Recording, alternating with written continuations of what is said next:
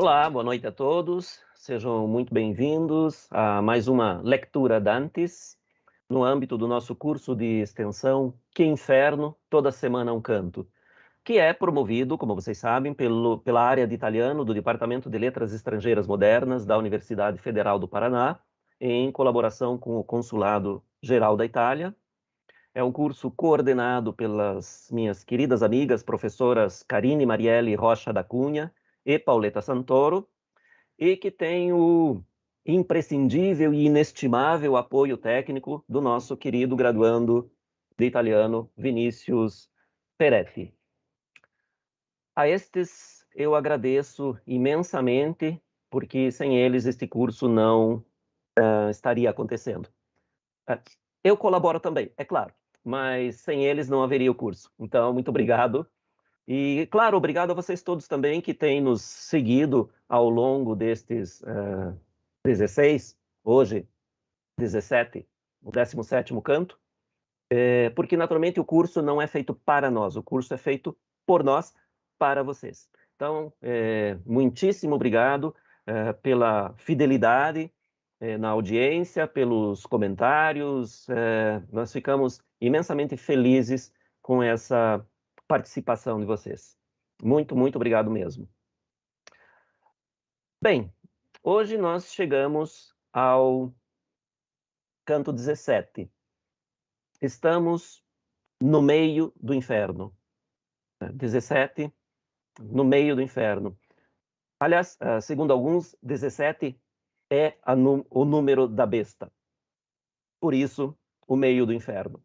Mas, de qualquer maneira, sendo ou não sendo o número da besta, o 17, nós chegamos a um ponto que dá uma reviravolta no inferno de Dante.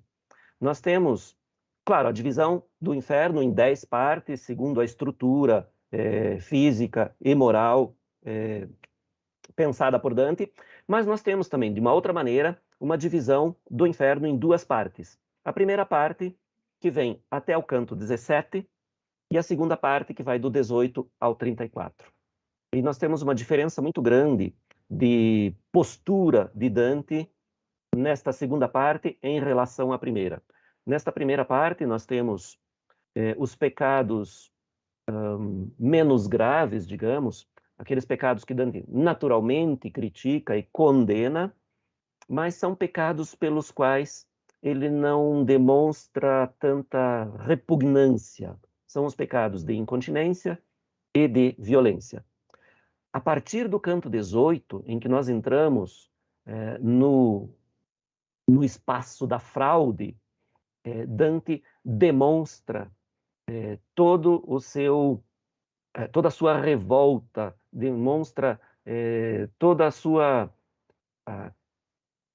acidez em relação a estes pecadores por pecados de fraude.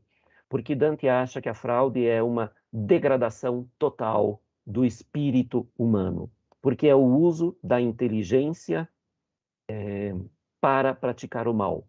Então Dante tem uma rejeição muito grande a isso e demonstra nessa passagem do canto 17 ao 18 fica já visível nesse voo imenso da imaginação de Dante, na verdade, sobre os ombros de Gerion, é um voo para baixo, então é um rebaixamento monstruoso mesmo do nível lexical, do nível de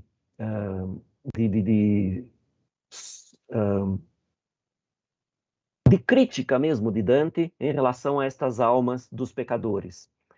Naturalmente ele condena e critica fortemente os pecadores de incontinência e de violência, mas ele ainda demonstra uma certa piedade, o que daqui para frente, do canto 18 para frente, ele não vai mais demonstrar. Então ali nós vamos ter um Dante que vai apresentar uma nova face aos leitores. Bom, isso fica para a gente comentar no canto 18. Hoje, então, nós estamos no canto 17. Vamos começar a falar do canto 17. Estamos ainda no círculo dos violentos, o 7º círculo, que é, como vocês sabem, dividido em 3 zonas: violentos contra o próximo, contra si mesmos, e a terceira divisão, que é subdividida em 3 seções, é dos violentos contra Deus, natureza e arte. Aqui nós estamos na terceira zona, terceira seção. São os usurários, que são os violentos contra a arte. E aqui a arte, já falei, mas eu relembro, a arte é entendido como o trabalho ou como qualquer atividade humana racionalmente planejada e organizada para fins de produção. Então, isso é a arte. A gente pode simplificar chamando de trabalho. Bem, por que a usura, então, na visão de Dante, é um pecado contra Deus, natureza e arte? Dante já fez essa pergunta para Virgílio, lá no canto 11, quando Virgílio explica a estrutura física do inferno baseada no ordenamento moral de Aristóteles, na sua Ética. Então Dante pergunta, por que a usura é um pecado contra Deus, natureza e arte, e não contra o próximo, que aparentemente é a vítima mais imediata? E aí Dante responde que, desculpem, Virgílio responde que somente a natureza e o trabalho são meios legítimos de produção. O usurário não explora a natureza e não trabalha. O usurário simplesmente explora o trabalho alheio. Então ele vive do lucro sobre o trabalho que os outros realizam. E ele, emprestando dinheiro, recebendo esse dinheiro com juros, ele acaba vendendo a mesma coisa muitas vezes. E isso não é entendido como uma atividade decente, honesta. É entendido como uma atividade imoral na Idade Média. Tanto que havia muitas leis contra a usura. Bem, então o usurário despreza o trabalho e a natureza e ignora, e ignorando, portanto, despreza também a regra imposta por Deus para a sobrevivência da humanidade. Lá no Gênesis, quando Deus determina aos seres humanos: do suor do teu rosto comerás o pão. Portanto, o trabalho é a forma legítima de manutenção do ser humano. Por isso, o usurário comete um pecado contra Deus, contra a natureza e contra a arte, trabalho. Qual é a pena deles? Estão sempre naquele mesmo areal fervente, sob uma chuva de flocos de fogo, mas diferentemente dos violentos contra o próximo, desculpem, diferentemente dos blasfemos e dos sodomitas, eles estão sentados. Desculpem, demorei para conectar as coisas aqui. Então, diferentemente dos blasfemos e dos sodomitas, os blasfemos estão deitados na areia, os sodomitas caminham continuamente, aqui os usurários estão sentados. Bem, Dante não reconhece nenhum deles. As almas das pessoas em si não são reconhecíveis, ou não são, pelo menos, reconhecidas por Dante. Mas os brasões de família, sim, porque eles têm, como nós vemos aqui nesta miniatura de um manuscrito anônimo da cidade de Ferrara, que é do início do século XV, nós temos ali as almas dos usurários que têm uma bolsa pendurada no pescoço, sobre o peito, que tem os brasões, ou os escudos das famílias, indicando nobreza. Então, a maioria desses usurários eram de famílias nobres. E os escudos, naturalmente, são reconhecíveis e são reconhecidos por Dante. E logo nós vamos ver quem são esses, ou quem são essas famílias, após a leitura do canto. Bem, neste canto nós temos também, então, a passagem, ao mesmo tempo física e alegórica e simbólica do canto 17 para o canto 18, do círculo dos violentos para o círculo dos fraudulentos. Desta primeira parte do inferno para uma segunda parte em que nós vamos ter um outro Dante, muito mais sério, muito mais crítico, muito mais perverso até em alguns momentos. Enfim, pois nós veremos.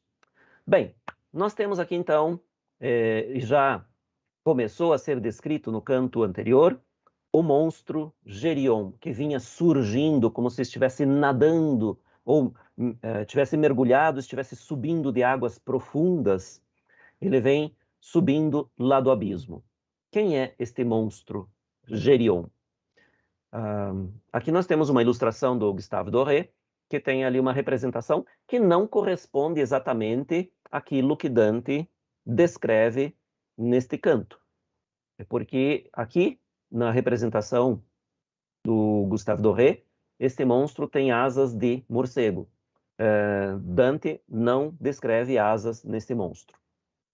Então, quem foi Gerion? Bom, como eu escrevi ali, a mitologia normalmente apresenta versões muito variadas sobre o mesmo personagem. E no caso de Gerion não é diferente. Há inúmeras histórias sobre este ser chamado Gerion, ou Gerião, no aportuguesamento posterior, Gerião. Bom, eu indiquei aqui algumas das principais fontes de Dante, que são Virgílio, na Eneida ele comenta o Gerion, Ovídio nas Heróides, Horácio nas Odes, e um poeta grego, que é muito pouco provável que Dante conhecesse diretamente, mas é possível que tenha conhecido através de comentários de poetas latinos, que é o Estesícoro, que é um poeta ali do sexto, quinto século antes de Cristo, e que escreveu, entre outras obras, a Gerioneida, ou seja, as aventuras de Gerion. Bem, Gerion é o personagem bastante conhecido pelos 12 trabalhos de Hércules. Gerion é o monstro de 3 cabeças, de 6 braços e 6, ou em outras versões, 2 pernas, que é o guardião do rebanho sacro que Hércules deve levar até o rei Euristeu. Esse é o seu 10º trabalho. Então, Hércules enfrenta o monstro Gerion e o mata e leva o rebanho sacro até Euristeu, naquele que é provavelmente o trabalho mais complicado dos 12 que ele realiza, porque depois o rebanho acaba se dispersando, enfim, ele é sabotado no caminho e leva talvez anos até para recuperar todas as cabeças de gado do rebanho. Bom, Gerion, em outras versões, seria um rei ou um pastor de Eritéia ou Erítia, que é uma ilha no Mediterrâneo Ocidental, e que muitos identificam com a cidade espanhola de Cádiz, que é ali no sudoeste da Espanha. Segundo algumas lendas locais, e algumas um pouco mais espalhadas, morto por Hércules ali em Cádiz, onde hoje é Cádiz, no sudoeste da Espanha. Outras versões dizem que ele era um rei tirânico, não do sudoeste, mas do noroeste da Espanha, onde hoje é La Coruña, também morto por Hércules.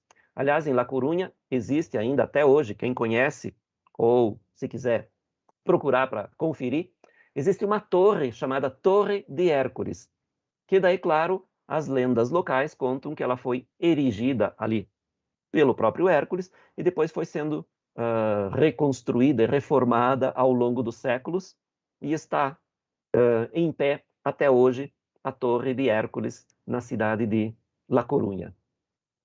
Outras versões ainda dizem que o Gerion não seria um único personagem, mas seriam 3 irmãos guerreiros, reis de uma ilha do Mediterrâneo, e aí varia muito dependendo de quem conta a história, onde ela é contada, quais seriam a ilha, qual seria a ilha. E que depois, à medida em que essa lenda foi sendo contada e recontada e transformada, esses três passaram a ser um só. E ainda mais uma que eu coloquei aqui, seria um antigo e cruel rei espanhol que invadiu Portugal em tempos remotos. Ou então, não um rei, mas três irmãos nobres que teriam, ou cavaleiros que teriam disputado as terras de Portugal e Espanha. Especialmente ali nessa região de Portugal e Espanha, há um sem número de lendas que envolvem este personagem Gerion ou Gerião.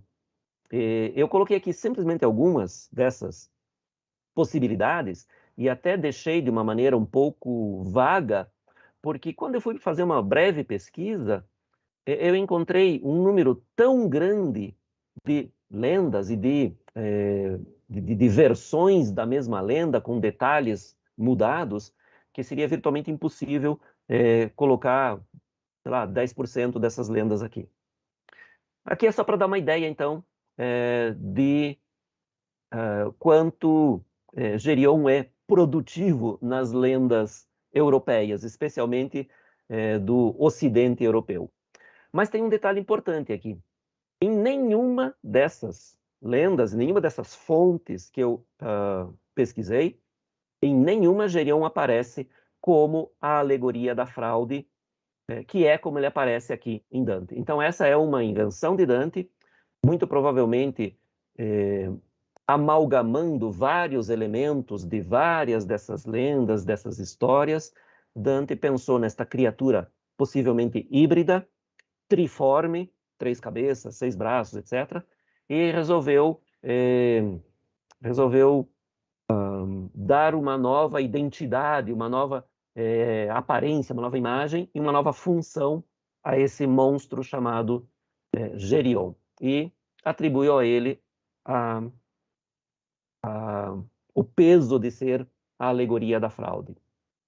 Bem, nós vamos ver depois, à medida em que nós formos lendo e comentando os cantos, como Dante constrói o seu Gerion. E como ele conversa também, naturalmente, com as almas dos usurários. Agora, então, eu pediria à professora Pauleta que faça a leitura do canto para nós, como sempre, para que nós passemos pela musicalidade, pela beleza do canto e também para uma decodificação mais exata daquilo que vamos comentar depois ao longo da nossa leitura. Então, Pauleta, por favor. Ecco la fiera con la coda aguzza, che passa i monti e rompe i muri e l'armi. Ecco colei che tutto il mondo appuzza. Sì, cominciò lo mio duca a Acho que nós estamos parlarmi com um e accennò pequeno che problema no venisse a microfone da Froda Pauleta, mas vicino al fin di já já se passeggiarmi. resolve. E quella sozza immagine di Froda se ne venne e arrivò la testa e il busto, ma sulla riva non trasse la coda. La faccia sua era faccia d'uom giusto, tanto benigna avea di fuor la pelle, e d'un serpente tutto l'altro fusto. Due branche avea pilose, insin d'ascelle, lo dosso e il petto e ambedue le coste dipinti avea di nodi e di rotelle. Con più color sommesse e sovrapposte, non fer mai drappi tartari, né turchi, né fuor tai tele verranno imposte. Come talvolta stanno a riva i burchi, che parte sono in É acqua que e daí eu não parte sei quando in mudar aqui. terra, e come là tra gli tedeschi lurchi lo bivero s'assetta a far sua guerra, così la fiera pessima si stava Só me sull'orlo disser che di pietra e il sabion andar e mudo, s'era. mas eu não sei. Nel vano tutta sua coda guizzava, torcendo in Você me su diz? la velenosa porca, che a guisa di scorpion la punta armava. Lo duca disse: or convien che si torca la nostra via un poco insino a quella bestia malvagia che colà si corca. Oi.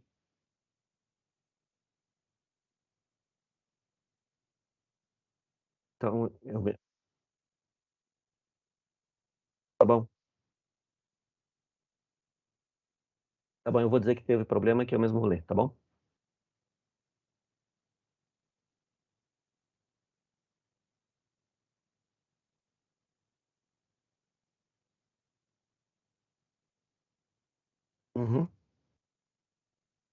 Bom, naturalmente, como vocês perceberam, nós tivemos um pequeno problema, porque a Pauleta hoje, na verdade, está lá na Itália e nós tivemos problema de conexão e de áudio aqui. Então, eu mesmo vou ler o canto hoje, tá bom? Ecco la fiera con la coda aguzza che passa i monti e rompe i muri e l'armi. Ecco colei che tutto il mondo appuzza. Sì cominciò lo duca mio a parlarmi e accennolle che venisse a Proda vicino al fin di passeggiati marmi. E quella sozza immagine di Froda sen venne e arrivò la testa e il busto, man sulla riva non trasse la coda. La faccia sua era faccia d'uom giusto, tanto benigna veia di fuor la pelle, ed un serpente tutto l'altro fusto. Due branche aveia pilosi insin l'ascelle, lo dosso e il petto ambedue le coste, dipinti aveia di nodi di rotelle. Con più color sommesse e sovrapposte non fermai drappi tartari, né turchi, né fortaitelli per aragne imposte. Come talvolta stanno a riva i burchi, che parte sono in acqua e parte in terra, e come là tra li tedeschi lurchi, lo bivero s'assetta a far sua guerra, così la fiera pessima si stava sull'orlo che di pietra il sabbion serra.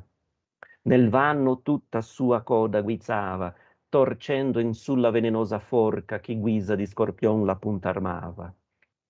Lo duca disse, or convien che si torca la nostra via un poco insino a quella, bestia malvagia che colà si corca. Però scendemmo alla destra mammella e 10 passi femmo in sullo stremo per ben cessar la renna e la fiammella. E quando noi a lei venuti semmo, poco più oltre veggio in sulla arena gente seder propinqua al loco scemo. Quivi il maestro, acciò che tutta piena esperienza desto giron porti, mi disse, va e vedi la lor mena. Li tuoi ragionamenti sian là corti, mentre che torni parlerò con questa che ne conceda i suoi omeri forti. Così ancor su per la strema testa di quel settimo cerchio tutto solo andai dove sedea la gente mesta. Per gli occhi fora scoppiava lor duolo, di qua, di là, soccorrian con le mani, quando a vapori, quando al caldo suolo. Non altrimenti fan di state i cani, or col ceffo, or col pie, quando son morsi, o da pulci, o da moschi, o da tafani. Poi che nel viso a certi gli occhi porsi, nei quali il doloroso fuoco casca, non ne connobi alcun, ma io m'accorsi che dal collo a ciascun pendea una tasca, che avea certo colore, certo segno, e quindi par che il loro occhio si pasca. E com'io riguardando tra lor vegno in una borsa gialla vidi azzurro che d'un leone avea faccia e contegno. Poi, procedendo di mio sguardo il curro, vidine un'altra come sangue rossa, mostrando un'occa bianca più che burro. E un che d'una scrofa azzurra e grossa, segnato avea lo suo sacchetto bianco, mi disse, che fai tu in questa fossa? Or te ne vai, perché sei vivo anco, sappi che il mio vicin vitaliano sederà qui dal mio sinistro fianco. Con questi fiorentin son paduano, spesse fiatti mi intronon gli orecchi, gridando, vegna il cavalier sovrano, che recherà la tasca contra i becchi. Qui distorse la bocca e fuor trasse la lingua, come bue che il naso lecchi. E io, temendo nol più star cruciasse, lui che di poco star m'avea ammonito, tornammi indietro dall'anime lasse. Trovai il duca mio che era salito già in sulla groppa del fiero animale e disse a me, or si è forte e ardito. O mai si scende per si fatte scale, monta dinanzi chi voglio esser mezzo, sì che la coda non possa far male. Qual è colui che si presso al riprezzo della quartana, che ha già le unghie smorte e triema tutto pur guardando il rezzo? Tal divenni io alle parole porte, ma vergogna mi fe le sue minacce, che innanzi a buon signor fa servo forte. Immassedai in su quelle spallacce, si volli dir, ma la voce non venne come io credetti, fa che tu mi abbracce. Ma esso ch'altra volta mi sovvenne ad altro forse, tosto chi montai, con le braccia ma vinse mi sostenne. E disse, Gerion, moviti omai, le rotte larghe e lo scender sia poco, pensa alla nuova somma che tu hai. Come la navicella esce di loco indietro, sì quindi si tolse, e poi ch'al tutto si sentì a gioco, l'avera il petto, la coda rivolse, e quella tesa come anguilla mosse, e con le branche l'aria se raccolse. Maggior paura non credo che fosse quando Fettonti abbandonò i freni, perché il ciel come pare ancor si cosse. Né quando Icaro, misero le reni, sentì spennar per la scaldata cera, gridando il padre a lui, «Malla via tieni!» che fu la mia, quando vidi chi era nell'aere d'ogni parte, e vidi spenta ogni veduta fuorché della fera. Ella sen va notando lenta lenta, rotta e discendi, ma non me n'accorgo se non ch'al viso e di sotto mi venta. Io sentia già dalla man destra il gorgo far sotto noi un orribile scroscio, perché con gli occhi in giù la testa sporgo. Allor fui io più timido lo stoscio, per occhi vidi fuochi e sentì pianti, ond'io tremando tutto mi raccoscio. E vidi poi, che non vedea davanti, lo scendere e il girar per i gran mali, che s'appressavano da diversi canti.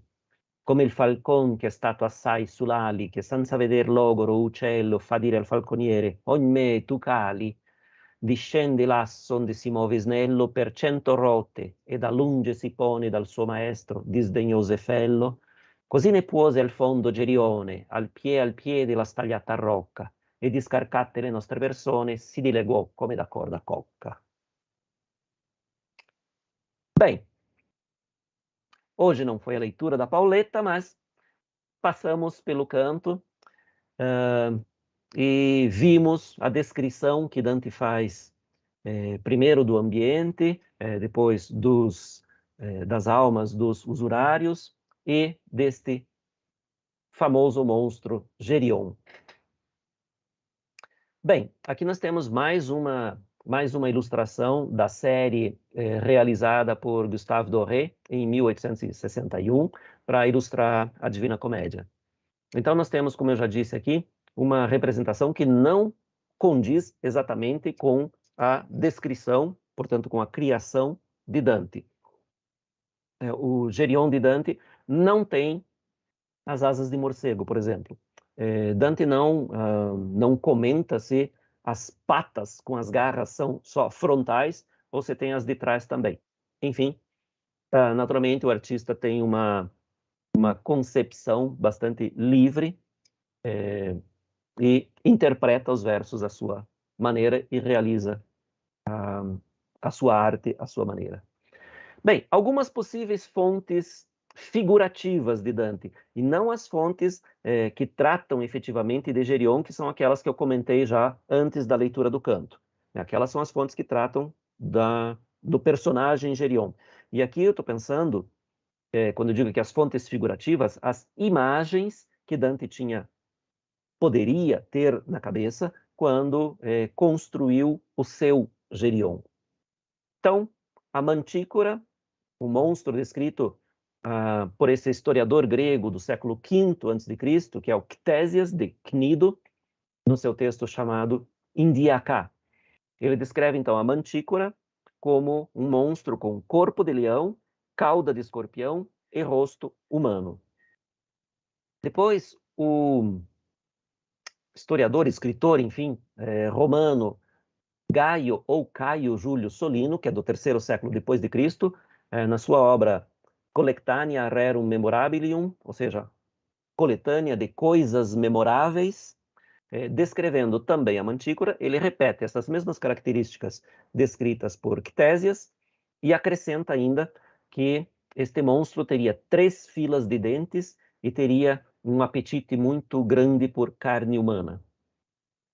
Naturalmente, Dante deveria ter também em mente os gafanhotos monstruosos descritos por São João no Apocalipse, que tinham rosto quase humano ou humano, dependendo da versão, e cauda de escorpião. E depois tem mais um monstro, ou não tão monstro assim, porque em alguns textos ele era descrito como uma espécie de lagarto ou serpente comum, nada de muito especial. Mas em alguns outros textos era descrito com características monstruosas. Então, no caso de Plínio, do historiador romano Plínio o Velho, na sua Historia Naturalis, ou Naturalis Historia, e pelo historiador também Isidoro, nas suas muito conhecidas, famosas Etymologiae, ou Etimologias. E também tem alguns bestiários medievais conhecidos provavelmente vários desses conhecidos por Dante, que descrevem o Stélio como uma espécie de camaleão. E aí fica mais interessante a gente pensar na representação da fraude, porque justamente pela habilidade que o camaleão tem de mudar de cor e, portanto, se disfarçar, parecer aquilo que não é, e muitas vezes com o intuito de enganar as suas presas, então o camaleão seria provavelmente o mais indicado dos animais. É claro que existem os animais marinhos, aí o polvo, por exemplo, a sépia, etc., que também se camuflam, mas o mais conhecido, que fazia parte da vida de todos, era o camaleão. Então, por essa capacidade que ele tem de se disfarçar e enganar, era, se não o mais, um dos mais indicados para representar a fraude. E bem, do nome Stélio, é bem provável que tenha vindo a palavra estelionato, uma espécie de fraude. Já no texto do Digesto, ou a Pandecta, que é uma parte do Corpus Iuris Civilis do imperador Justiniano, já havia lá descrito o estelionato como uma espécie de fraude. Então, é bem possível que venha daqui. Bem, naturalmente Dante pode ter tido muitas outras fontes, mas aqui eu só queria dar uma ideia de alguns possíveis estímulos para Dante reunir essas características num único animal e transformá-lo na sua versão da alegoria da fraude. Bem, então vamos à leitura do canto. Eis a fera com a cauda aguda, que passa montes e rompe muros e armas, eis aquela que todo mundo empesta. Então, a fera que passa montes e que rompe muros e rompe a defesa realizada por exércitos, esse rompe armas é nesse sentido de consegue passar por uma defesa natural, os montes, por uma defesa artificial, construída pelos homens, que são os muros, e também por um exército bem armado e bem treinado, porque a fraude é a inteligência usada com fins maléficos, mas é inteligência. Então, não há força, nem natural, nem artificial, que possa superar a inteligência. Assim começou o meu guia a falar-me, e acenou-lhe que viesse à beira, próxima ao final das pedras que pisávamos. E aquela imunda imagem de fraude veio, e chegou com a cabeça e o busto, mas acima da borda não ergueu a cauda. Então vejam que aqui não há nenhuma questão de interpretação, que o Gerion simbolize a fraude, né? Aqui não precisa interpretar, Dante diz, aquela imunda imagem de fraude. Diretamente. Então, está definido. E é justamente esse monstro, que é a alegoria da fraude, que vai transportar Dante e Virgílio para o círculo dos fraudulentos. E vejam aqui a concepção de Dante, ou a figura, a concepção plástica de Dante, da cena, a realização cênica de Dante, quando ele diz que esse monstro chegou até a beira do abismo, e chegou ali com a cabeça e o busto, mas a cauda com a ponta aguda, que ele cita no primeiro verso, cauda como de escorpião, então provavelmente venenosa, fica lá embaixo, escondida. Naturalmente, a fraude não se revela toda. Como é o Gerion? Sua face era de homem justo. É óbvio que a fraude tem que se apresentar com uma aparência que gere confiança. Então, sua face era de homem justo, tão benigna tinha por fora a pele, e de serpente todo o resto do tronco. 2 garras tinha, peludas até as axilas. O dorso e o peito e ambos os flancos pintados tinha de nós e de rodelas. Com mais cores, de fundo e sobrepostas, nunca fizeram tecidos tártaros, nem turcos, nem foram tais telas por Aracne compostas. Bom, então aqui ele descreve a aparência não totalmente ainda, mas já dá uma ideia bem próxima de como era a constituição desse monstro. Então, a face de homem justo, para inspirar confiança, mas de serpente todo o tronco. E ele tinha 2 garras, que podem ser de leão, pode ser de um outro felino, pode ser, enfim, de qualquer animal, de um urso. A gente não sabe de que animal é, mas de qualquer maneira, garras peludas. Então, patas com garras e peludas. E tinha, nós vamos ver mais para frente, Dante vai dizer explicitamente que tinha a cauda venenosa como a do escorpião. Bem, é óbvio que este monstro, então, tem que ter uma face de homem justo, porque ele precisa ganhar confiança para enganar as pessoas, né? E é justamente assim que Dante constrói esse monstro. O corpo todo de um animal, ou de animais, desculpem, de animais e animais que são violentos, que são peçonhentos, como a serpente e o escorpião, ou que são extremamente perigosos e cruéis, como o leão, por exemplo, se atacar um homem. Então, a face, a cabeça, como é a sede da inteligência, a sede da mente, e por isso tem que ser a aparência humana, a cabeça. A cabeça é onde está a inteligência, que é esse dom divino que nos diferencia dos outros animais, que nos coloca num patamar acima de todos os outros animais, representados no restante do corpo. Então, a arma efetiva da fraude não é o veneno, não é a força, não é a violência, as garras, a cauda de escorpião, o veneno da serpente. A arma verdadeira da fraude é a inteligência. Então, é a cabeça humana que é a verdadeira alma da serpente. Claro, da serpente, da fraude. A serpente é o símbolo mais, talvez mais comum, mais conhecido do mal na Bíblia. Né? A serpente tentadora, a serpente que engana, portanto, que frauda uma realidade. Bem, depois ele diz aqui, então, que esse monstro era todo colorido, como os tecidos orientais. E aí ele fala dos tártaros e dos turcos.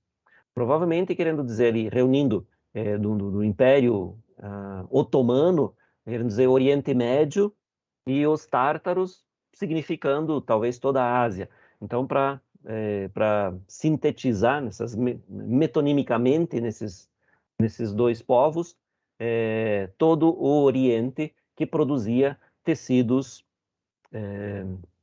muito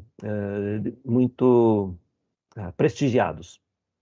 E aí ele fala que nem Aracne, a legendária, mitológica, melhor tecelã da história, que inclusive disputou com Atena uma competição para ver quem tecia, quem realizava os tecidos mais bonitos. E daí, claro, como sempre, né, nós já comentamos hoje, inclusive, as versões destas lendas e destes mitos variam muito. Então, em algumas, Atena vence a Aracne e, despeitada por ter sido desafiada, a transforma em aranha. Em outras versões, é a Aracne que vence e Atena, então mais despeitada ainda por ter perdido, a transforma em aranha. Em outras versões, Aracne, por ter perdido, se enforca, tenta se enforcar com uma corda e Atena a transforma numa aranha, então como pendurada num fio. Enfim, a ideia é essa, né? Aracne foi a mais, a mais perfeita tecelã da história. E nem Aracne teria feito tecidos tão coloridos quanto a pele desse monstro. E aí ele fala da posição em que Gerion está ali, né, à beira do abismo. Como às vezes estão na praia os barcos, que em parte estão na água e parte em terra, e como lá entre os comilões alemães, o castor se prepara para fazer sua guerra, assim a fera péssima estava na borda que é de pedra e o areião encerra. Então ele diz aqui, né, assim como alguns barcos às vezes estão com parte na terra e parte na água, assim também Gerion parte na superfície do abismo e parte na cavidade, né, no buraco do abismo. E veja, aqui eu coloquei até para alguém que pode achar estranho, né, Dante dizer, lá entre os comilões alemães, de uma maneira assim, que parece bastante insultuosa, né, mas Dante não tem muitos escrúpulos em adjetivar povos que sejam ou de outras nações, de outros países, que sejam dentro da própria Itália. Dante adere a essa questão muito popular de adjetivar povos ou habitantes de uma região com uma característica estereotipada que pode ou não corresponder à verdade, mas enfim, que se torna justamente um lugar comum. Então Dante faz muito isso, não só com os povos estrangeiros, com todos os italianos também. Ele os classifica muitas vezes com um ou dois adjetivos, nem sempre muito elogiosos. Então ele diz aqui, assim como lá entre os comilões alemães, o castor se prepara para fazer a sua guerra, para construir o seu dique ou para caçar, etc. Eles imaginavam que os castores comiam peixe também, então para pescar. Ele diz, assim estava a fera ali, preparada para a sua guerra. E aí Dante percebe, né, que no vão toda a sua cauda agitava, torcendo para cima a venenosa forca, como a do escorpião, com a ponta armada. Então vejam, aquela face de homem justo, aparente ali diante de Dante, mas Dante não deixa de notar que a cauda está se torcendo e se agitando lá, pronta para atacar, venenosa. Guia disse, ora convém que se desviem a nossa via um pouco até aquela besta malvada que lá se deita. Então, Dante está observando de longe e Virgílio diz, temos que desviar um pouco do nosso caminho. Eles estavam atravessando o areal sobre aquela plataforma de pedra. Eles têm que desviar um pouco, desta vez descendo à direita, para chegar mais próximos do Gerion. Então Dante diz isso, né? Por isso descemos do lado direito e 10 passos fizemos sobre a extremidade para desviar da areia e das chamas. E quando nós até ela chegamos, pouco além vejo sobre a areia gente sentada próxima ao abismo. Então Dante não tinha visto ainda estas almas dos usurários que estão ali sentadas mais próximas do abismo. Só nesse momento, quando eles vão um pouco mais perto da beira do abismo, é que Dante percebe estas almas ali sentadas. E aí Virgílio vai dizer a Dante que vá encontrar essas almas, que vá vê-las para ter uma experiência completa, né? Porque Dante tem a sua missão, que vai ser depois relatar tudo aquilo que testemunhou, e ele tem, portanto, que testemunhar todas estas realidades que depois ele vai contar. Então não pode ser simplesmente pela fala de Virgílio, mas tem que ser pela própria experiência. Então Dante tem que ir até lá, e é isso que Virgílio diz, né? Para que toda plena experiência deste círculo tenhas, me disse, vai e vê a sua pena. Teus discursos lá sejam curtos. Enquanto não voltas, falarei com esta que nos conceda os seus números fortes. Bem, então Virgílio diz que Dante tem que ir até lá para conferir pessoalmente, para ter a experiência de testemunho. Mas parece que Virgílio não dá muita importância às almas dos usurários, tanto que ele diz, teus discursos lá sejam curtos, ou seja, não perca muito tempo, vai e volta. Então, Virgílio, a partir daqui, vai estar sempre preocupado com o tempo. Bem, e aí ele diz mais uma coisa interessante, ele diz, enquanto tu não voltas, eu falarei com esta fera para que ela nos conceda os seus húmeros, os seus ombros fortes. E Dante ouve, mas parece que não registra muito bem a informação.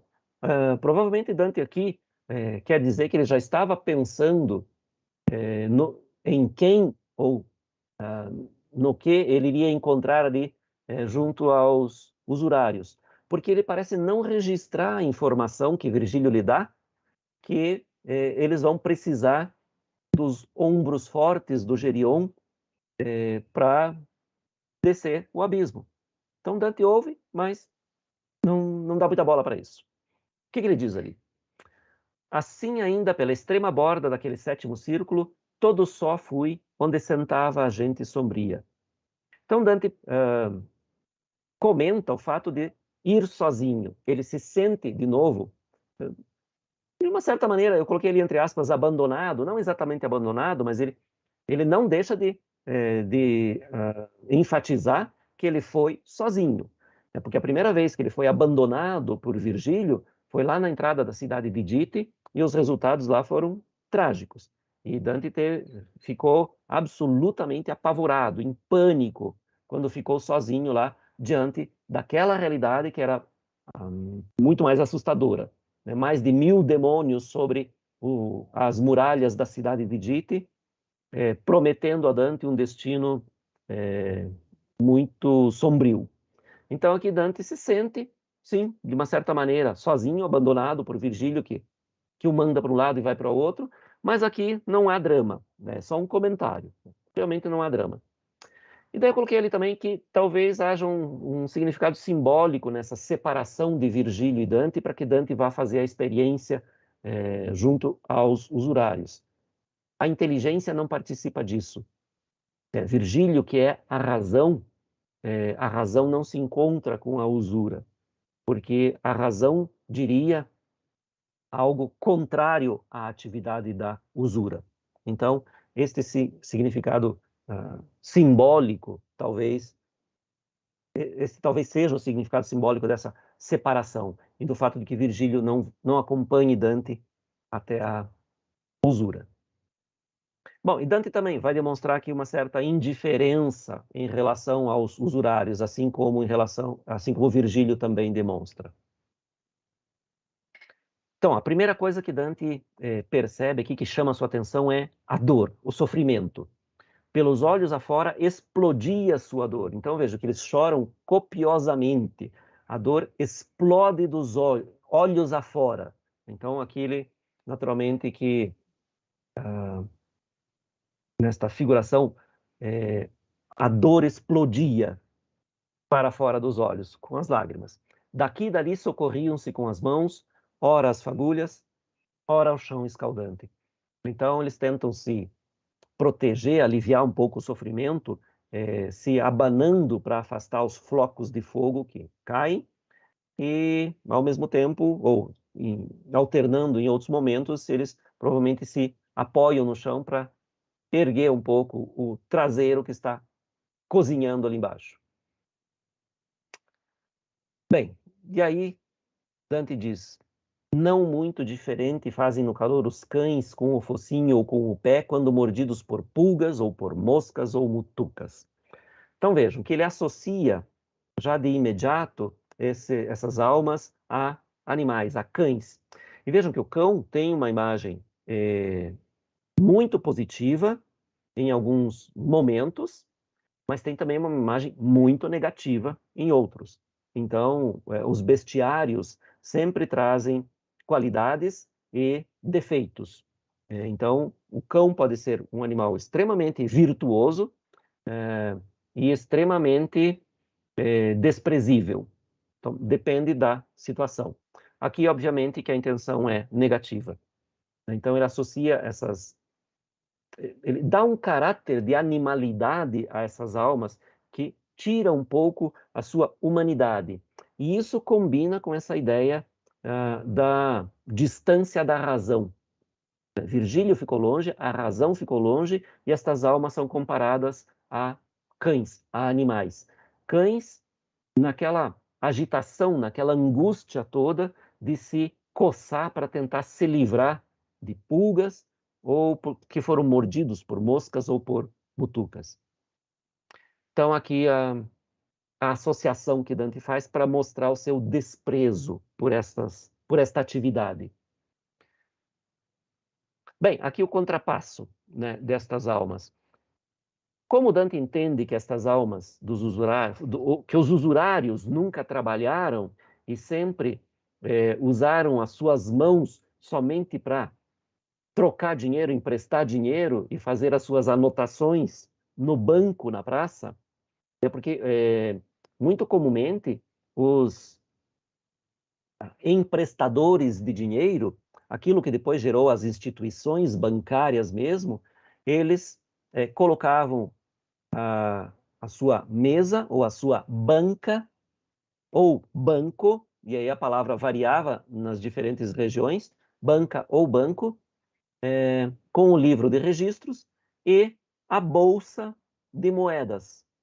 Então, por isso também Dante representa estes usurários aqui com uma bolsa pendurada no pescoço, sobre o peito, porque as moedas eram mantidas nas bolsas.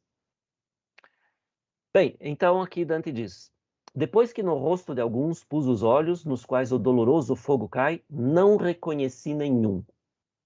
Bem, aí alguns comentadores, alguns dantistas, dizem que essa estratégia de Dante para não reconhecer nenhum é uma estratégia para se eximir de reconhecer o próprio pai.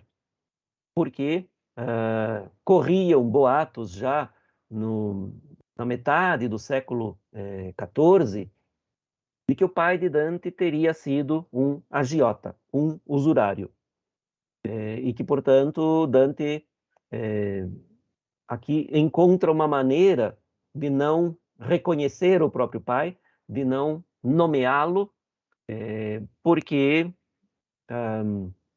ficaria muito desagradável para a sua imagem, né? Encontrar o próprio pai aqui no inferno como um usurário, alguém, uma atividade que ele despreza tanto.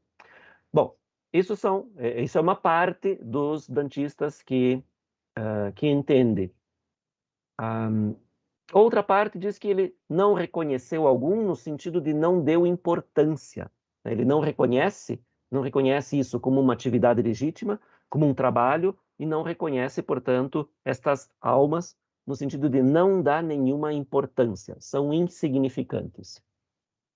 As duas interpretações são possíveis, porque a verdade é que não há documentos que nos atestem que o pai de Dante tenha realizado essa atividade. É principalmente baseado numa tenzone, a tensão, uma forma de comunicação poética em que os poetas trocam sonetos ou outras formas, mas o mais comum é o soneto, bastante sarcásticos, em que eles zombam ou acusam o outro de alguma coisa, e daí o outro escreve um outro soneto respondendo aquele primeiro, e assim há uma troca de acusações. É algo com as devidas diferenças e proporção, mais ou menos como os repentistas fazem as suas disputas, em que um fala mal do outro. Então, a tenzone era isso, uma troca de sonetos que Dante fez com o Forese Donati, em que o Forese acusa, não diretamente, explicitamente, mas é bem fácil interpretar que ele está acusando o pai de Dante de ser um usurário. Então, de lá que vem essa ideia. Mas não é certo, é uma hipótese. Assim, então aqui Dante diz, né? Não reconheci nenhum, mas percebi que do pescoço de cada um pendia uma bolsa que tinha uma certa cor e uma certa figura, e que ali parece que seus olhos se nutrem. Então vejam que estas almas não perderam o mau costume. Né? Parece que elas se nutrem, ou seja, da sua cobiça, da sua avareza, da sua ganância.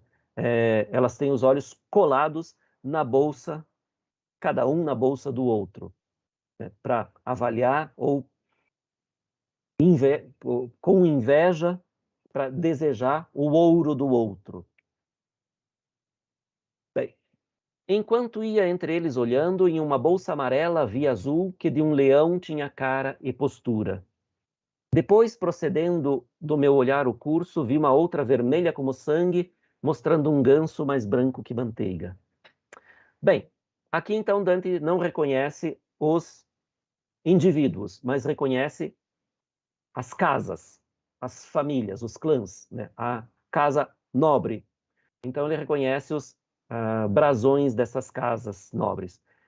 E aí é claro que na época de Dante isso era muito comum. Todos conheciam numa cidade como Florença, e todas as outras cidades que eram menores do que Florença, todo mundo sabia qual era o brasão de qual família. Então, aqui é fácil de identificar. O leão azul em campo de ouro é a família de Florença, família dos nobres de Florença, cujo sobrenome era Gianfiliazzi, que eram guelfos.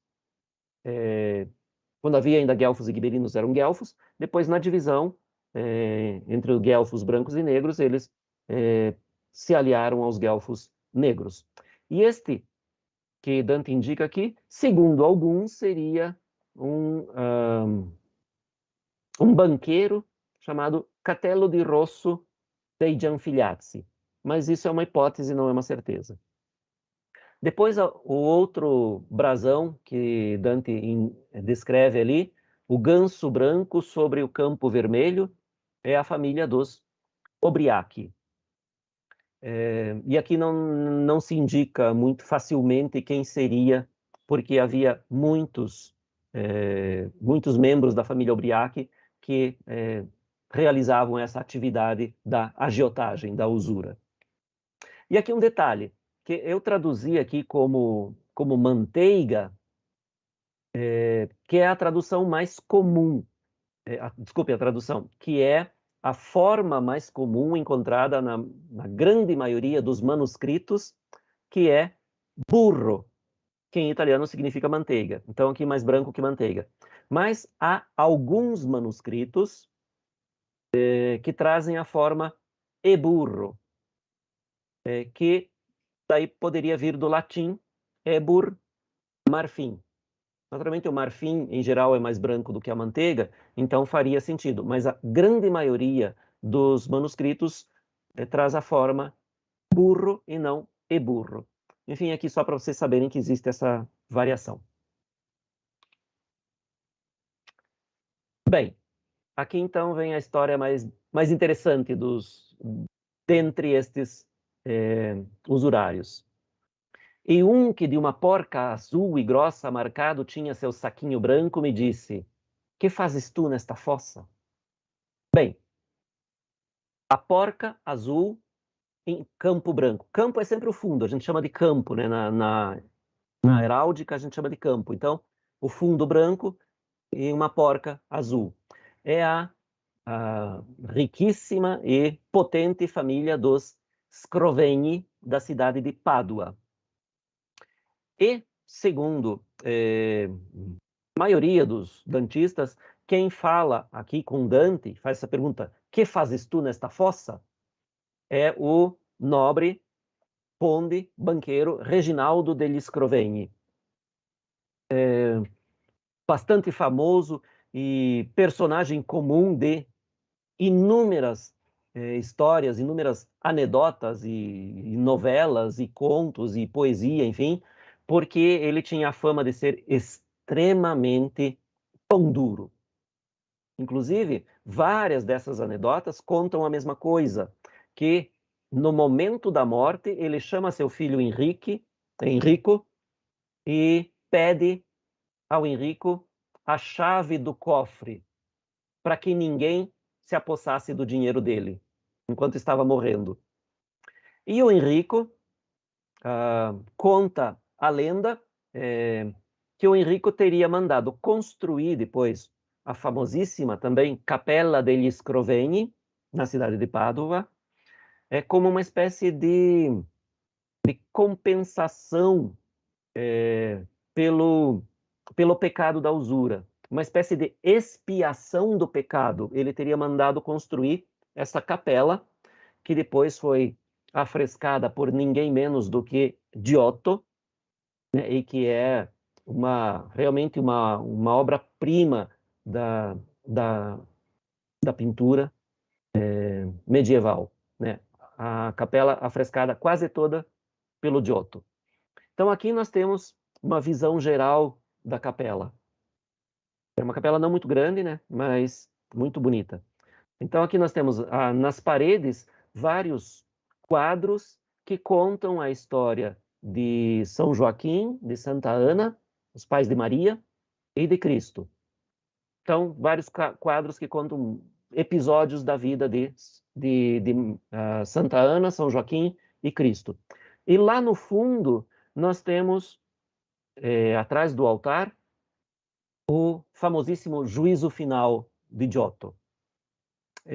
E aqui tem um detalhe ao lado esquerdo aqui, que seria o próprio Enrico degli Scrovegni, o filho do Reginaldo, que oferece a capela, que dedica a capela a Santa Maria. Esse aqui é um detalhe que se encontra aqui bem no meio, vocês podem ver, aqui tem Cristo, a gente já vai ver uma foto maior. Aqui tem Cristo, julgador das almas, aqui tem uma cruz, e aqui ao lado esquerdo da cruz está o Enrico ofertando essa capela a Santa Maria. E como essa capela é de uma beleza imensa, eu me permiti colocar mais algumas imagens aqui. Então nós temos aqui do lado direito o famoso juízo universal. Cristo no centro, que é o juiz, o julgador das almas. Ao seu lado ali nós temos os apóstolos, acima nós temos os santos, e abaixo de Cristo nós temos a cruz, e vocês podem ver ali, pequeno, mas acho que podem ver, o Reginaldo, o Enrico degli Scrovegni dedicando a capela a Maria.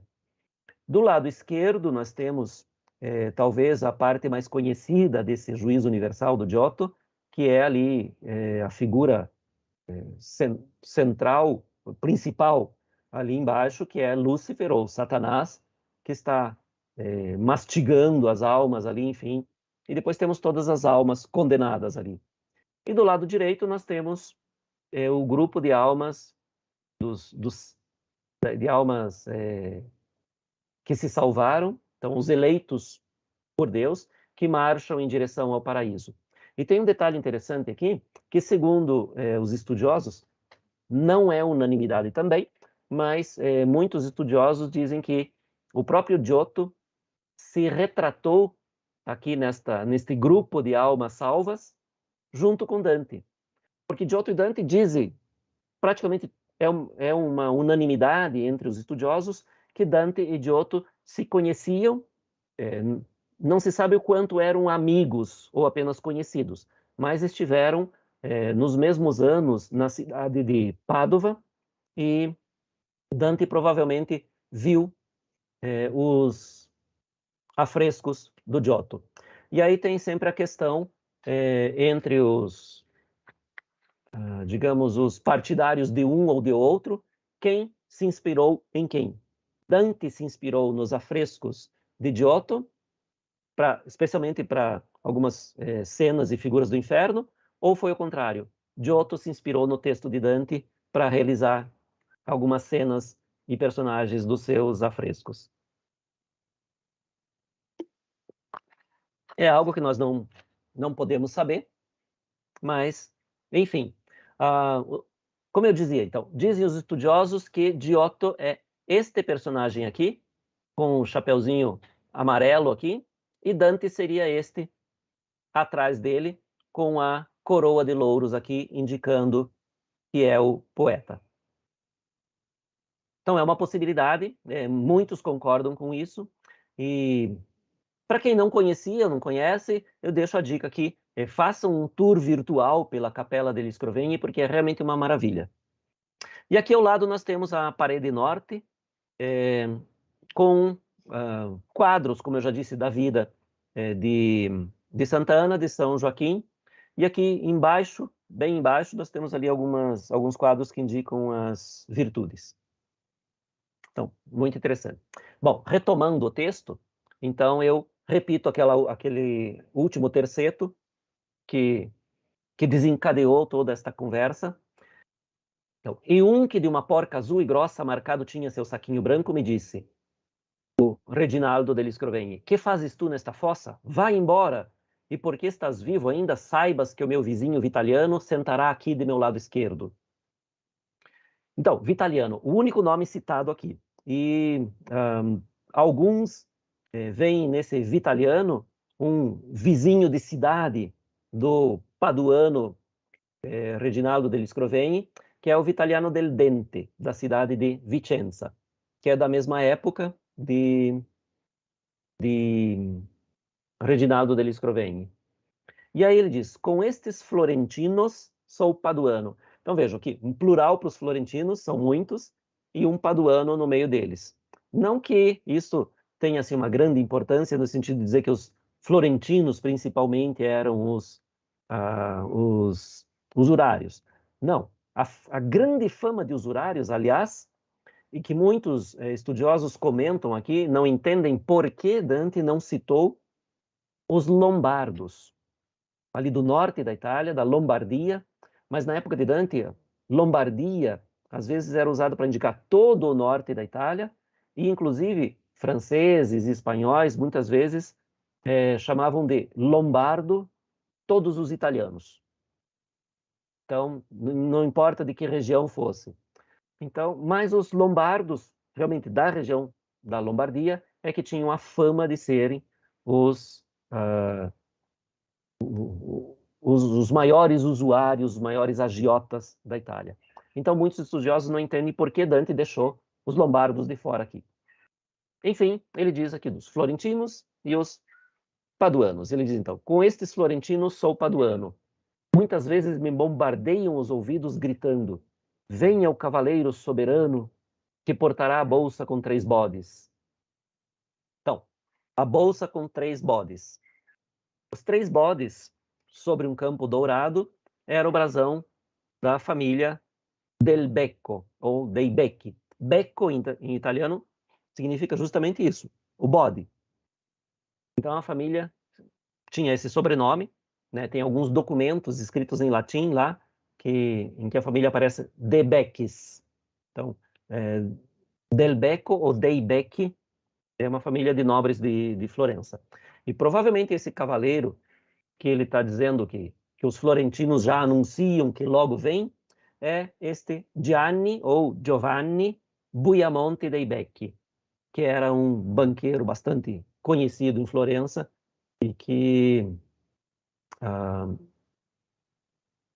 também usurário, que depois foi condenado, foi mandado para o exílio por causa da usura, condenado por usura, mandado para o exílio, e depois acabou voltando para Florença naquele ritual de que Dante não quis participar, que era o ritual da humilhação pública. Eles tinham que entrar na cidade vestidos com um saco de estopa e pedir perdão para poder para o exílio ser cancelado.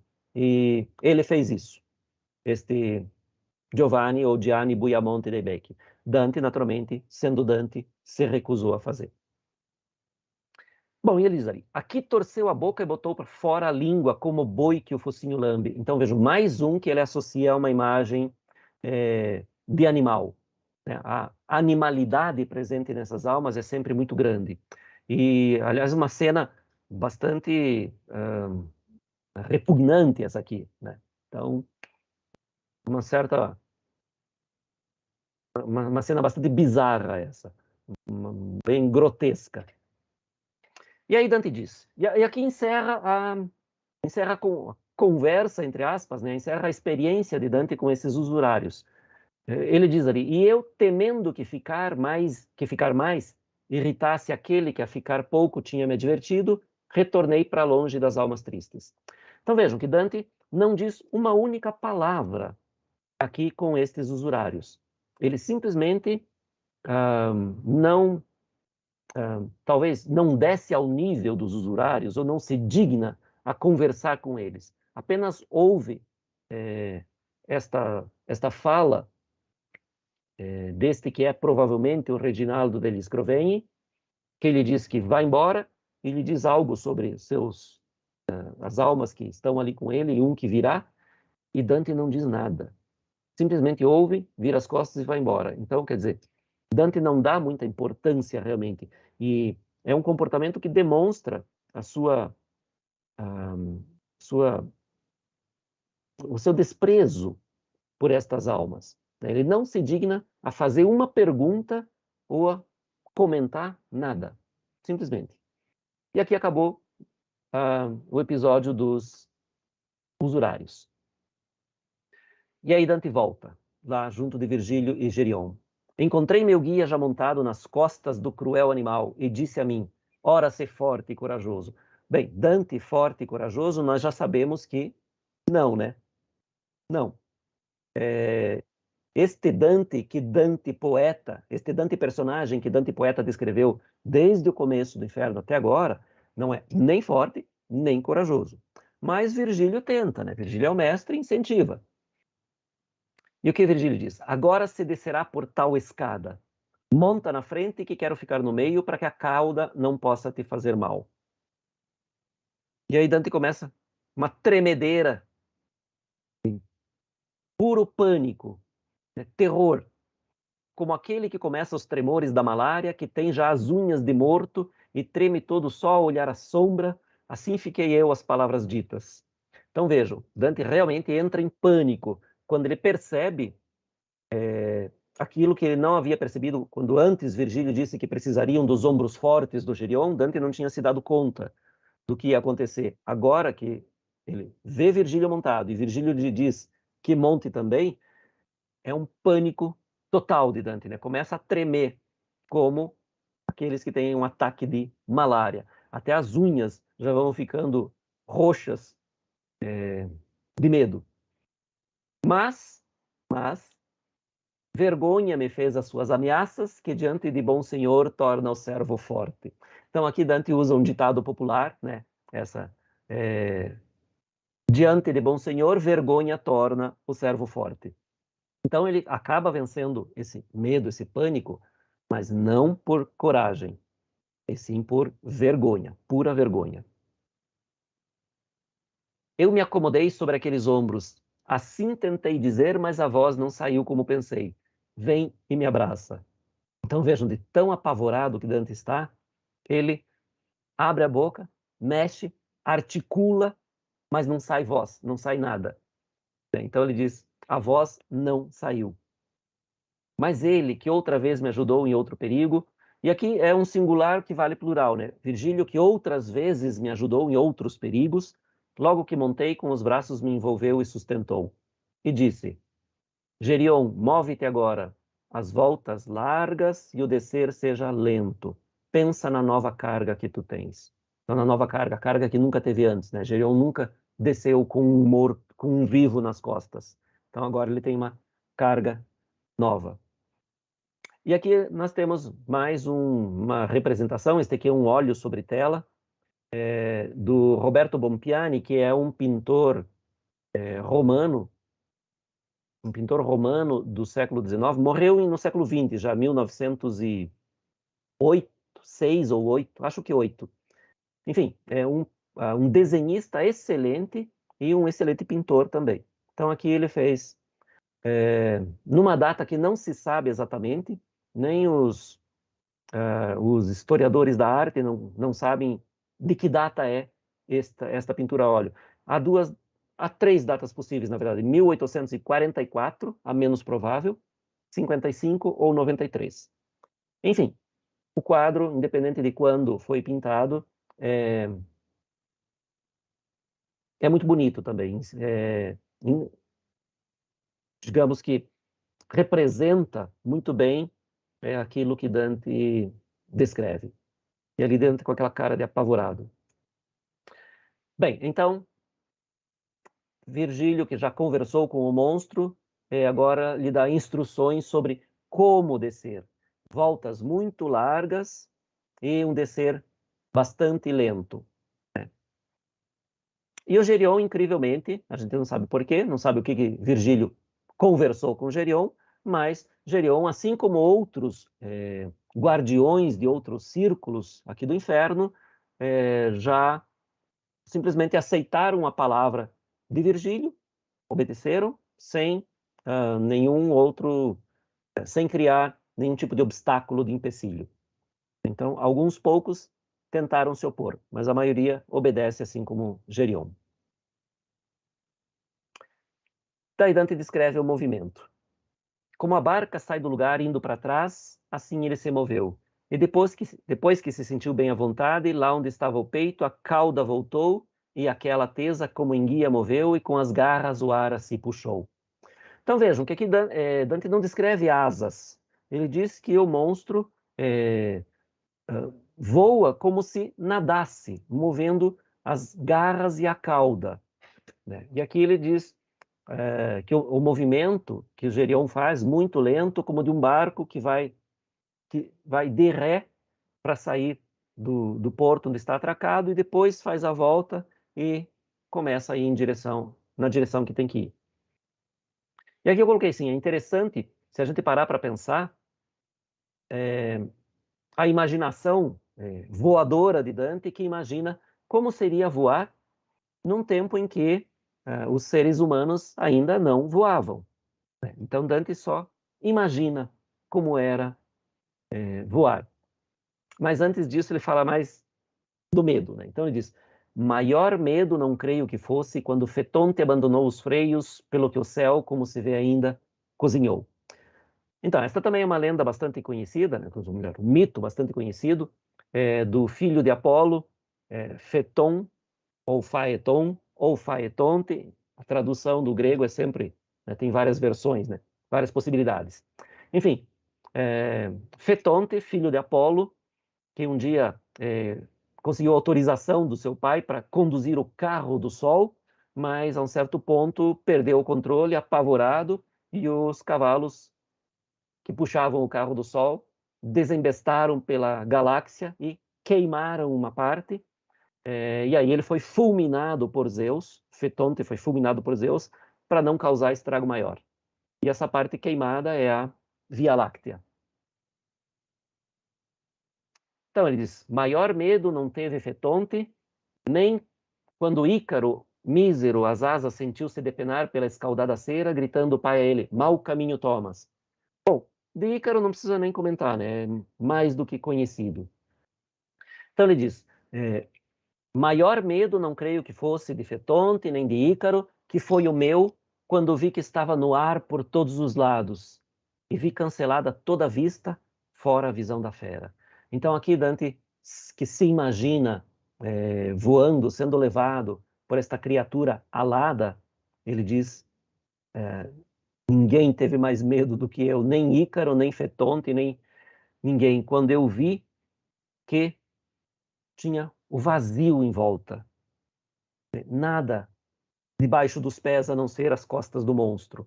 Então, é justamente isso que se chama, ou que se chamava já os latinos, horror vacui, o medo do vazio, a vertigem, que não se usa só para isso, naturalmente.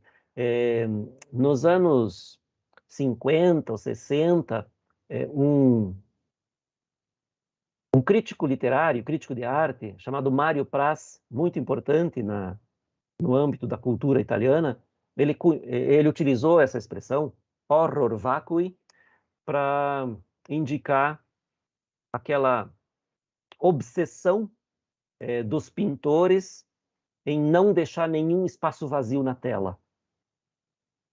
Essa obsessão dos pintores por preencher tudo com tinta. E depois dos pintores, também dos ceramistas, dos mosaicistas, enfim, né, essa obsessão por preencher todos os espaços. A expressão original, em tradução latina, naturalmente, né, é do Aristóteles, que dizia que a natureza rejeita o vácuo. Não existe vazio total da natureza. Então, não sei com quanta consciência Aristóteles dizia isso, mas a ciência moderna praticamente corrobora a ideia de que nem no vácuo absoluto, mesmo o vácuo chamado absoluto não é absoluto. porque ele seria atravessado por ondas eletromagnéticas ou de outro tipo, né? Raios gama ou sei lá quais. Né? Então, a expressão original é do Aristóteles, indicando que a natureza rejeita os vazios. Por isso que o gás se expande, que a água se expande, que o sólido tende a se expandir. Então, é isso. E aqui, essa expressão é usada também, naturalmente, para indicar este medo do vazio que nos circunda, a vertigem. E, por consequência, também a agorafobia, né? A fobia de espaços abertos. Bom, então aqui Dante diz isso para demonstrar o seu medo. E diz que a fera ela vai nadando lenta, lenta, roda e desce, mas não o percebo, a não ser porque no rosto de baixo me venta. Então veja, aqui a ideia que Dante tem, que ele imagina estar voando, mas de uma maneira tão lenta que ele não percebe esse movimento de descida do Gerion, a não ser pelo fato de que de baixo vem um vento que ele sente no rosto. Eu sentia já do lado direito o vórtice fazer abaixo de nós um horrível estrondo, pelo que com olhos baixos a cabeça estendo. Esse estrondo porque a cascata que se forma lá do Flegetonte, que cai no abismo, Dante já havia comentado no canto anterior, esse estrondo enorme que é o sangue do rio Flegetonte, né, que é um rio de sangue fervente, que esse sangue, o estrondo enorme que esse sangue faz caindo lá embaixo. Então fui mais tímido ao precipício, porque vi fogos e ouvi prantos, pelo que tremendo todo me encolho. Então ele ouve o barulho, o estrondo da cascata formada pelas águas do Flegetonte, águas sangrentas do Flegetonte, estica um pouco a cabeça, o pescoço lá. Na verdade, ele diz, pelo que com olhos baixos a cabeça estendo.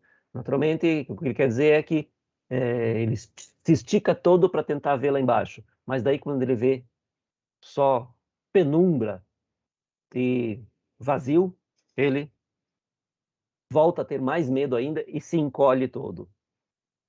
E percebi depois, que não via antes, o descer e o girar pelos grandes males que se aproximavam de diversas partes. Então ele, descendo, ele vê fogos e ouve prantos. E os fogos aqui ele vai dizer, porque vi fogos e ouvi prantos, pelo que tremendo todo me encolho. Então, ele começa a distinguir alguma coisa lá embaixo, mas só a claridade dos fogos. E aí ele diz, como o falcão que voou demais, que sem ver chamariz ou pássaro faz o falcoeiro dizer, ah não, tu desces. Desce cansado, onde se move ágil, por 100 voltas, e distante vai pousar do seu mestre, desdenhoso e irritado. Então veja, uma frase enorme aqui para dizer, assim como o falcão usado para caça, o falcão vai dando voltas e voltas e voltas e não encontra nada, chega uma hora em que ele vai descendo lentamente, cansado, até que pousa longe do seu mestre, né, distante, vai pousar do mestre, desdenhoso e irritado. Então, assim também o Gerion, depois de todas essas voltas lentas, lentas, acaba pousando, né? Ele diz, assim nos pôs no fundo o Gerion, ao pé da rocha recortada, e descarregadas as nossas pessoas, desapareceu como da corda a flecha. Então, para arrematar esse movimento, que é um movimento circular, ou elipse, não é isso, é um movimento, eu perdi a palavra. Enfim, esse movimento que o Gerion vai fazendo é um movimento circular mesmo, que ele vai fazendo até chegar lá embaixo, lento, lento, lento, e quando chega lá, ele, assim que Dante e Virgílio descem das suas costas, ele volta disparado como uma flecha, numa velocidade incrível. Então, é essa velocidade enorme que conclui o movimento que até agora tinha sido extremamente lento. E aqui nós chegamos ao fim do canto. Eu coloquei aqui como curiosidade, porque Dante encerra o canto com essa imagem do falcão e da caça com o falcão, com aves de rapina, porque a falcoaria era um esporte muito difundido na época de Dante. Bem antes e bem depois de Dante ainda continuou, e até hoje ainda existe a caça com falcões, com gaviões, com águias, enfim, com aves de rapina. Mas especialmente na época de Dante era um esporte muito difundido entre os nobres. E, inclusive, o próprio imperador Frederico II, que eu coloquei aqui, né, era apaixonado pelo esporte da falcoaria e escreveu, ele mesmo, um tratado sobre a arte da caça com as aves. Justamente esse é o título do seu tratado, De arte venandi cum avibus, né? A arte de caçar com aves. E esta aqui é a página 2 de um manuscrito do De arte venandi cum avibus. Esse manuscrito se encontra na Biblioteca Vaticana hoje em dia. E aqui tem mais 2 páginas ou 2 ilustrações desta mesma edição que se encontra lá na Biblioteca Vaticana.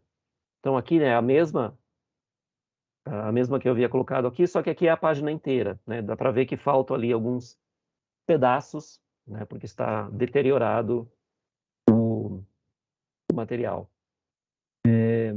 Então, ali, a segunda página do tratado, do De arte venandi cum avibus, e abaixo é uma outra imagem do mesmo tratado, de Frederico II ali, que mostra alguns amestradores com os seus falcões.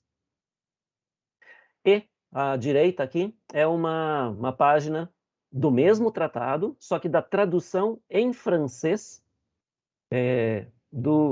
porque o tratado do Frederico II foi escrito originalmente em latim,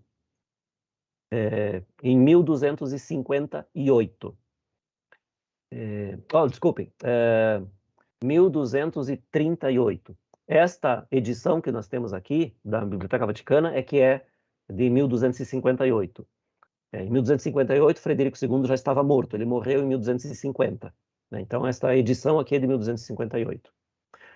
E esta outra, que é a tradução francesa, que é este mais vermelho aqui à direita, do início do século XIV, não se sabe a data exata, mas é do início dos anos 1300, e que se encontra na Bibliothèque Nationale de France, aqui escrito em francês medieval.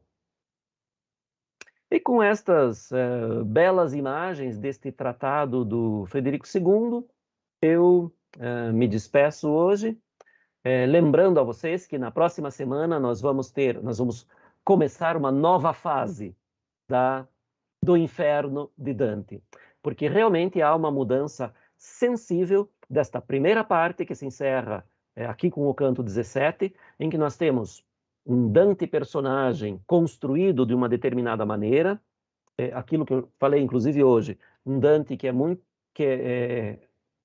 o Dante autor constrói o seu avatar, personagem, covarde, fraco, distraído, displicente, enfim, um Dante bastante falho, como o eleito para fazer essa missão. E a partir do canto 18, nós temos uma mudança sensível de postura de Dante autor e de Dante personagem como consequência. Nós vamos ter um Dante personagem mais ácido, mais crítico, mais amargo. E um Dante autor que parece que vai se divertir um pouco mais com as cenas que cria e com a maneira como manipula os seus personagens. Temos também uma mudança muito significativa no nível lexical, Isso eu vou deixar para comentar na semana que vem, mas vocês vão ver que Dante baixa o nível legal a partir do canto 18. Então nós vamos conhecer um outro Dante. E quem não conhece muito da obra de Dante, talvez até se surpreenda, porque nós vamos ter um Dante ao mesmo tempo trabalhando num altíssimo nível de poesia e num baixíssimo nível vocabular, lexical. Mas isso fica para a gente comentar na semana que vem, com o canto 18. Muito obrigado a todos pela presença virtual e nós nos vemos na semana que vem com o canto 18. Tchau, tchau. Até mais.